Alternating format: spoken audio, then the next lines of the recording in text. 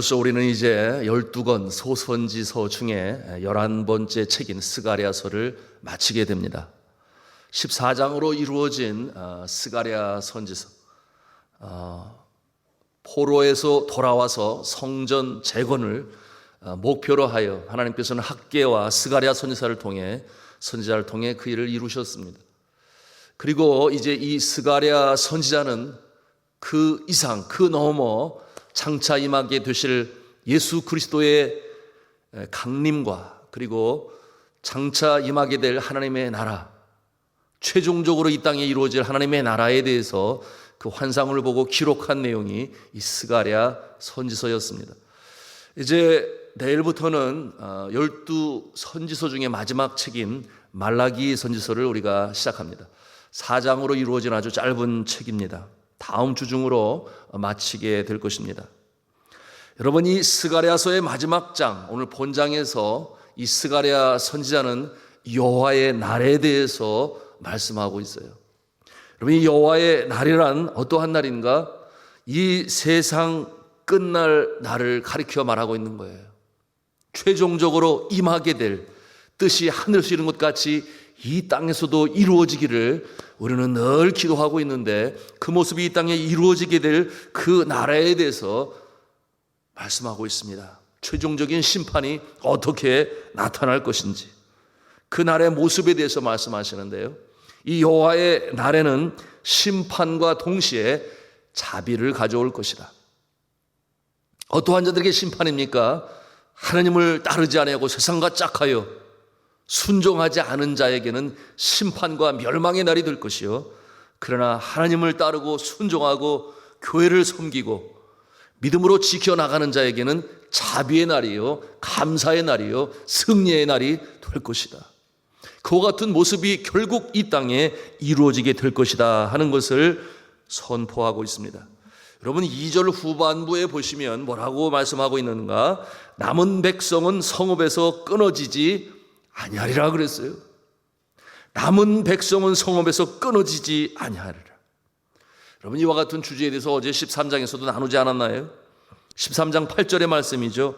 그게 보면 뭐라고 그랬는가? 온 땅에서 3분의 2는 멸망을 하고 3분의 1은 거기 남으리니. The remnant라고 하는 말을 사용하는데, 이것은 남은 자, 그런 뜻을 가지고 있어요. 우리 기독교 역사의 모습 속에 항상 두 부류의 존재가 있으니, 남은 자의 모습으로 믿음을 지키는 자들이 있는가 하면 그렇지 않은 반대편에 있는 자들의 모습으로 등장하고 있습니다. 자, 이 남은 자의 모습, 마지막 날에 구원받을 백성의 수를 보여주신다. 어제 그렇게 말씀으로 나눴죠. 간절히 바라옵기는 이 숫자 안에, 남은 자의 숫자 안에 저와 여러분이 있기를 주님의 이름으로 축원합니다. 당연한 것이죠. 어떠한 환난 역경 속에서도 믿음을 지키는 자 하나님께서 지켜보아하신다. 믿으시면 아멘 하시기 바랍니다. 이와 같은 구원받는 자와 멸망당하는 자의 구분과 분리 또는 나눔은 오늘을 살아가는 우리들에게도 경각심을 주어요. 나는 어떻게 다른가? 나는 어떻게 구별되는가? 나는 어떻게 차별되고 있는가? 누구와? 세상 사람들과, 믿지 아니하는 사람들과 무엇이 다르냐 그 말이에요. 그래야만이 이 남은 자의 반열에 서게 되는 것인데요, 여러분, 이와 같은 모습은 역사 속에 나타났다 그랬습니다. 가깝게는 우리 일제강점기에도 우리가 보지 않았나요? 많은 사람들이 그것은 국민 의례야 생각을 해서 신사참배에 고개를 숙이고, 이 신도이즘이라고 하는 것은 나라를 지키는, 이 보호하는 신을 섬기는 것이 신도이즘이에요. 그러니 엄연히 그것은 귀신을 섬기는 것인데, 그런데 이에 대하여 남은 자들의 모습이 있었습니다. 아니다, 난 하나님만을 경배한다, 신사참배하지 않는다. 그러므로 말미암아 환난과 박해를 당했어요. 어려움 속에서 감옥에 갇힌 자들이 한두 명이 아니었습니다. 그런데 이와 같은 모습을 볼 때 남은 자의 모습으로 산다는 것이 결코 쉽지는 않구나 하는 것을 우리가 볼 수 있는 것이죠. 오늘날 이 시대의 남은 자의 모습은 어떠한 모습이겠습니까? 우리가 오늘의 말씀을 통해서 배우는 영적 진리가 되겠어요. 교훈이 되겠습니다. 분명한 것은 세상 가장 쉽게 볼 수 있는 일반적이고 보편적인 사람들의 모습과 비교하여 구별되고 성별된 모습이 되어야 할 것인데 가장 구별되는 모습이 무엇일까요? 그것은 첫째로 믿음이 다른 것입니다. 우리가 가지고 있는 믿음이 달라요. 믿음의 차이가 있어요. 세상 사람들과 우리의 믿음은 확연히 구별이 됩니다. 쉬운 예로 믿지 아니하는 자들에게 썬데이는 휴일인 것이에요. 그렇잖아요? 내 자신을 위하여 운동하고 쉬고 못다한 일을 하는 날 정도로 생각을 합니다. 자신을 위한 날로 사용할 것이에요. 그러나 믿음의 사람들은 썬데이가 the Lord's Day, 무슨 말이에요? 주의 날, 주님의 날이라, 주일이다. 그렇습니다. 하나님께서 안식일을 제정하시고 일곱째 날, 여러분이 일곱 날 중에 한 날을 성별하셨습니다. 그리고 복 주시는 날로 창세기에 말씀하고 있으니 이 날은 주님께 찬양하고 경배하는 날이요, 주님 안에 주님 주시는 평강으로 안식하는 날이요, 그리고 주님께서 예비하신 복을 받는 날이다. 믿으십니까? 이 주일이에요. 그래서 믿는 자와 믿지 아니하는 자, 남은 자와 그리고 그처럼 심판에 처하는 자는 차이가 있어요. 믿음의 차이가 있다, 그 말이에요. 그런가 하면은 두 번째로는 이 남은 자들은 일반인들과 생각이 다릅니다. 고상한 말로 관점이 달라요. 세상을 해석하는 눈이 달라요. 그래서 그 모습은 삶에 대한 생각, 인생관이 다릅니다. 인생에 대한 해석이 달라요. 어디서 왔다 어디로 가는가 모르는 사람은 나그네인 줄은 알지만 가는 정착지를 몰라요. 인생은 나그네 길, 어디서 왔다가 어디로 가는가, 구름이 저 하늘에 흘러가듯이 참 깊은 내용을 담고 있지만 결론이 없어요. 그냥 나그네로 왔다 어디로 가는지 모른다. 그러나 이 인생관, 우리의 가는 그 길을 우리가 확실히 아니 어디에서 와서 어디에 있으며 어디로 간다. 남은 자들은 인생관을 확실히 가지고 있습니다. 다른 것이죠. 그런가 하면 세상이 어떻게 창조되었는가를 확실히 알아요. 그것을 세계관이다 그래요.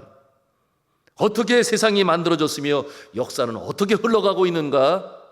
불교에서는 윤회론을 말해요. 계속 돌고 돈다. 이 영겁의 윤회에서 해탈하는 것이 열반에 이르는 것이다. 이와 같은 사고관을 가지고 있으나, 그러나 우리 믿음의 사람들, 남은 자들의 세계관은 역사는 전진해 간다. 시작이 있으면 끝이 있을 것이다. 마지막 날은 영광의 날이 될 것이다. 이 땅에 하나님의 나라, 새하늘 새 땅이 이루어지게 될 것이다. 지금도 그 날을 향해서 전진해 가고 있다라고 하는 이 직선론적인 세계관, 역사관을 가지고 있는 것이에요. 그러니 알고 보면 너무나 다른 것이에요. 같이 살고 있다고 해서, 같이 두 발을 딛고 이 세상에 산다고 해서 같으냐? 아니요. 우리 믿음의 사람들은 천국에 속한 천국 백성임을 믿으시기 바랍니다. 이와 같은 정체성을 가지고 살아가게 되니 흔들리지 않아요. 그런가 하면 어떤 모습이 있습니까? 인생관이죠. 인생의 가장 중요한 가치가 뭐냐? 세상 사람들과 달라요. 삶의 기준과 목적이 달라요. 그와 같은 모습 중에 예를 들어서 물질관, 돈을 말하기도 한다면, 믿지 아니하는 사람들은 물질은 생계를 위한 수단이다. 나아가서 좀 더 안락한 삶을 살기 위한 도구요 방편이 된다. 그렇게 여깁니다마는 남은 자들은 어떻게 생각을 해요? 물질이라고 하는 것은 나뿐만 아니라 어려운 자들에게 나눌 수 있는 돕기 위한 도구이니 결국 물질도 하나님의 영광을 위해서 하나님이 주시는 것이다. 아멘입니까? 이와 같은 마음을 가지고 살아요. 그래서 사용을 해요. 그러니 믿지 아니하는 자들과 남은 자들은 구별된, 차별된 그와 같은 모습으로 인생을 살아갑니다. 거주로는 비슷한 것 같은데 전혀 아니다 그 말이에요. 이 확고한 관점, 생각을 가지고 살아가게 되니 그와 같은 모습 속에 하나님이 기뻐 보시고 받으시고 복을 주시는 것 아니겠습니까? 내가 그렇게 물질을 사용하니 내가 더 많이 줄게. 축복의 통로로 삼으신 하나님의 손길이 그의 심령을 더욱 부요하게 만들고, 어느 누가 그랬잖아요. 물질은 내 손에 가지고 있어서 부자가 아니라 어떻게 사용하느냐에 따라서. 이와 같은 모습을 알고 있는 선진국의 많은 사람들은 어블리스 노블리스라고 하는 왜 버느냐? 남 주기 위해서 번다. 그 영예의 자리, 영광의 자리에 멤버십으로 올라가는 그 목표를 가지고 살아가는데, 어제도 우리 구영삼 전사님 말씀하셨나요? 잉여의 재산이 있다. 숫자만의 재산이 있다. 많은데 감각이 없어요. 왜 그것이 있는지 모른다 그 말이에요. 그렇기 때문에 남은 자로 산다는 것은 하늘에 속한 자의 모습으로 살아가는 것이니 팔복의 역사가 그 삶에 나타나는 줄로 믿습니다. 지난 주일에도 에베소서 4장을 통해서 나눴는데요, 믿지 않냐는 자는 옛사람의 모습으로 살아간다 그랬어요. 그러나 이 하나님을 믿는 자는 심령이 새로워져서 새 사람의 모습으로 살아간다 그랬어요. 그래서 추구하는 바가 뭐라고 그랬어요? 의와 진리와 거룩이다 그랬어요. 하나님의 성품으로 회복되는 것이 인생의 궁극적인, 신앙의 궁극적인 목적이다. 우리가 말씀으로 나누었습니다. 자, 이와 같은 옛사람의 모습은 썩어져가는 구습을 쫓는 자들이라 그랬고, 새 사람은 말씀드린 것처럼 하나님의 성품, 결국 예수님을 닮아가는 것이 인생의 목적이다. 이와 같은 모습으로 살게 되니 어떠한 환난 중에서도 하나님께서 지켜보아하시고 멸망당하게 하지 아니하시고 남은 자로 세우심을 믿으시기 바랍니다. 자, 오늘 말씀해 보니 세상에 심판이 임할 때에 큰 전쟁이 일어난다 그랬어요. 사람들이 서로를 죽인다고 그랬습니다. 그런가 하면 자연적 재해와 재앙이 일어날 것이라 그렇게 예언하고 있으니 이와 같은 내용들이 2절로부터 15절까지 계속해서 설명, 묘사해 나아가고 있습니다. 4절과 5절에 보니 지진이 나타난다 그랬어요. 자연적 재앙이죠. 사람들이 너무나 놀라서 갈라지는 곳을 피해서 도망을 하며, 12절에 보니 살이 썩는 재앙이 나타나는데 뭐겠습니까? 역병 아니겠습니까? 전염병 아니겠습니까? 이 재앙은 15절에 보니 사람뿐만 아니라 짐승들에게도 임한다 그랬어요. 말과 노새와 낙타와 나귀들, 모든 가축들에게 재앙이 임한다. 얼마나 두렵고 무섭고 떨리는 공포의 날이 되겠습니까? 그런데 6절에 보니 그날에는, 한번 읽겠습니다. 6절 말씀을 같이 읽습니다. 시작. 그날에는 빛이 없겠고 광명한 것들이 떠날 것이라. 이것이 두려움과 공포요, 환난이요, 심판이요. 누구에게? 하나님을 따르지 아니하고 하나님을 경외하지 않는 자들에게. 그러나 분명한 것은 믿음을 지키며 살아가는 자들에게는, 말씀드렸어요, 승리의 날이요, 보람의 날이요, 감사의 날이라. 자, 5절 말씀의 그 특권을 우리에게 보여주고 계시는데, 우리 5절 말씀을 같이 읽도록 하겠습니다. 시작. 그 산 골짜기는 아셀까지를지라. 너희가 그 산 골짜기로 도망하되 유다 왕 우시아 때에 지진을 피하여 도망하던 것 같이 하리라. 나의 하나님 여호와께서 임하실 것이요 모든 거룩한 자들이 주와 함께 하리라. 아멘. 이와 같은 핍박, 환난, 멸망, 심판 중에서도 하나님께서 임하게 되시니 그들과 함께할 자들이 있다. 그들이 누구라고 하는 것입니까?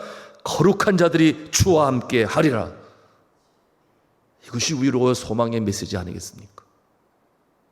환난 중에서도 우리가 믿음으로 서는 이유는 그 영광의 날 주님이 나와 함께 하시니 그 소망이 늘 마음에 믿음으로 있는 거예요.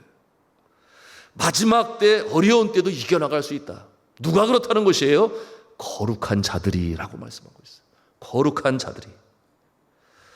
방금 나눴습니다만 에베소서 4장 24절에 있는 말씀이에요. 심령이 새로워져서 추구할 것이 있는데 의와 진리와 거룩이다. 거룩을 사모하는 자. 여러분, 우리가 새벽에 기도하지 않아요? 새벽에 기도할 때 제목들이 많습니다. 간절한 소원이 있어요.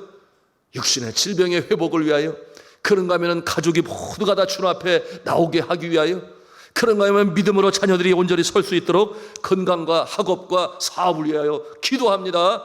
그런가 하면 사람들과의 관계의 회복 등 기도 제목이 많아요. 그런데 우리가 우선적으로 매일같이 잊지 말고 해야 할 기도 제목이 있으니 그게 무엇인가 하면 거룩을 추구하고자 하는 기도기예요.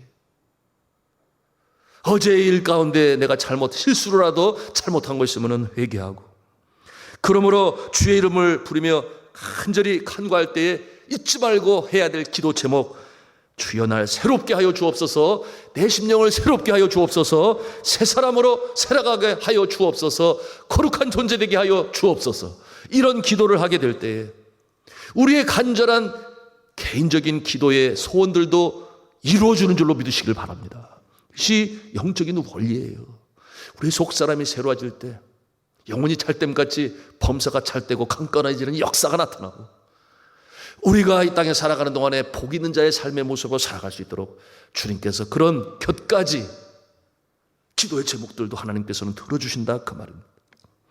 여러분, 그렇기 때문에 유명한 그 중국의 선교사로 있다가 중국이 공산혁명이 되면서 다시금 미국으로 돌아온 허버트 케인이라고 하는 이 선교 사이미의 선교 신학자가 뭐라고 말을 했는가? 교회의 임무는 무엇이냐? 교회의 임무는 교인들을 즐겁게 하는데 있지 아니하고 교회의 임무는 교인들을 거룩하게 만드는 데 있다 그 말을 했어요.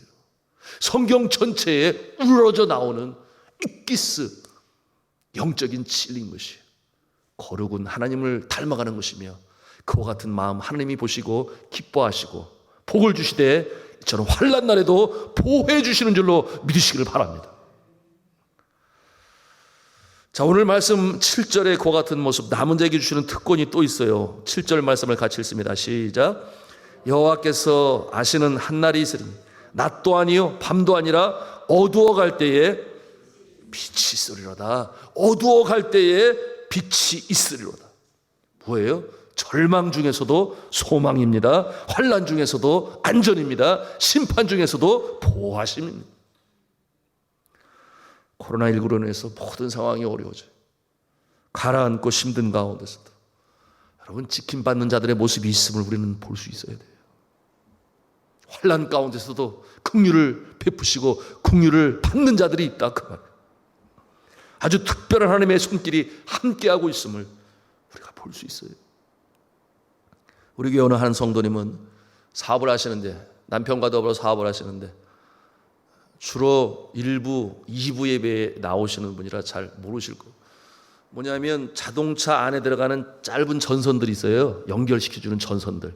끝에는 납땜이 돼 있어야 되고 끼워 넣어야 되고 하는 그와 같은 이제 일을 공장을 통해서 하시는데, 코로나19로 인해서 중국과의 무역이 단절이 되니 그 모든 전선들 우리나라 자동차 제조업체들이 다 중국에서 가져왔대요. 인건비가 싸니까.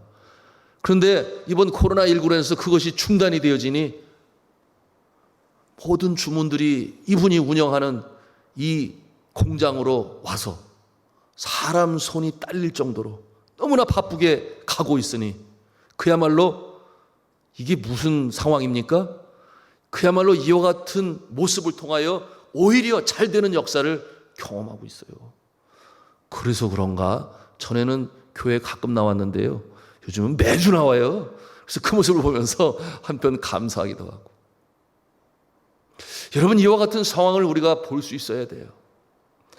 그런가 하면은 제가 주일 저녁에는 항상 이 성도님들이 내신 헌금 내역서를 봐요. 한 사람 한 사람 보면서 11조가 줄은 성도를 보면 하나님 도와주세요, 다시금 일어서게 해주세요.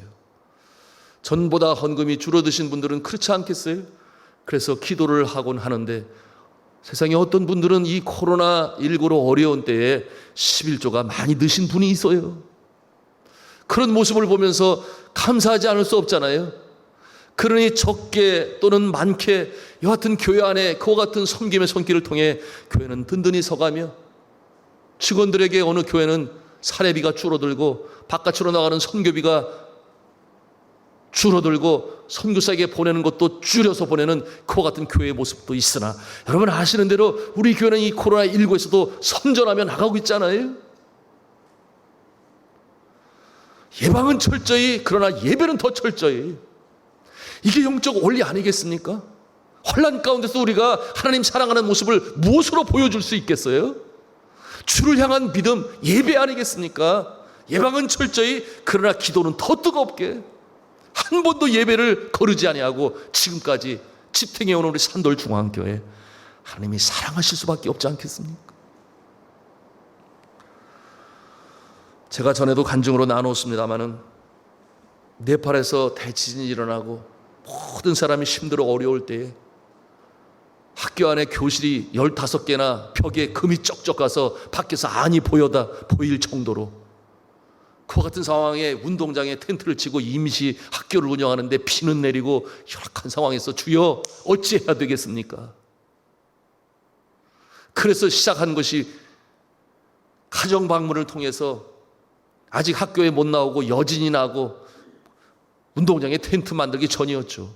비닐하우스에 집안에도 못 들어가요. 여진이 밤에도 여러 번 나오고 자다가 뛰쳐나와야 되고 그런 비닐하우스에 있는 아이들에게 가서 학용품 나눠주고 거기서 수업하고 돌아오고 숙제 내주고 오고 그 모습을 보고 사람들이 감동을 받고 다른 학교들은 아직 꿈쩍도 안 하고 행정 지시도 없는 그 상황에서 하나님이 그와 같은 모습을 보시는 거예요. 주를 사랑하고 사명을 사랑하고 어려운 가운데서 나는 예배를 지킨다. 더 뜨겁게 기도한다. 주님이 주신 사명을 감당한다. 그러니까 하나님께서 복을 주셔서 16개의 교실을 공터에 여진이 와도 지진이 와도 흔들리지 않는 1층으로만 16개를 짓게 되었으니 그와 같은 모습을 통해서 세상은 깜짝 놀랐잖아요. 너나 할 것 없이 애들이 우리는 예수 믿는 집안의 아이들을 주로 봤는데 신도교 가정의 애들이 와가지고 나도 여기서 공부하고 싶다고 그래서 그들에게 먼저 자리를 주면 어떻게 해요? 영어 학교인데 싸게 월사금 해서 믿음의 자녀들 키우려고 세운 학교인데 그래서 시험 봐야 된다고 몇 점 이상 받아야 된다고 그래가지고 뽑지 않았겠어요? 선순환 구조로 가게 된 거죠. 사랑하는 성도 여러분, 오늘의 말씀의 메시지는 환란이 오게 될 것이다. 심판의 날이 오게 될 것이다. 그러므로 신천신지가 이루어지게 될 것인데 그때의 멸망을 받는 자들이 있을 것이요.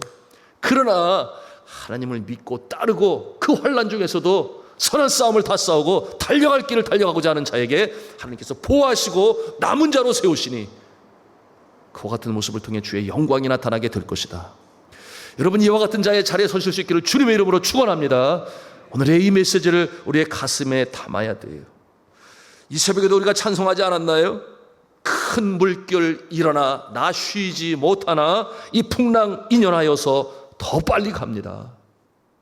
환란 중에서도 환란 중에 더 빨리 나아가는 배의 모습처럼 우리 믿음의 사람들은 믿음의 전진을 해나갈 수 있기를 주님의 이름으로 축원합니다.